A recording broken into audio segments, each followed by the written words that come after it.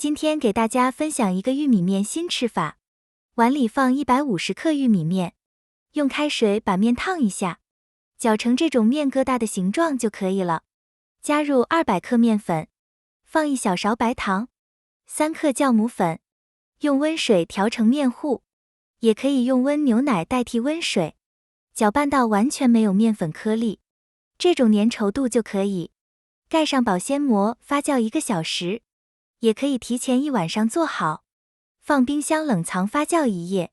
胡萝卜切丁，切点葱花，葱花尽量切得碎一点。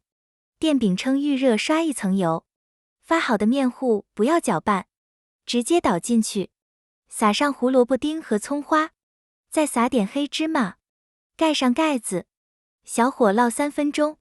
完全定型以后，给它翻个面，继续小火烙3分钟。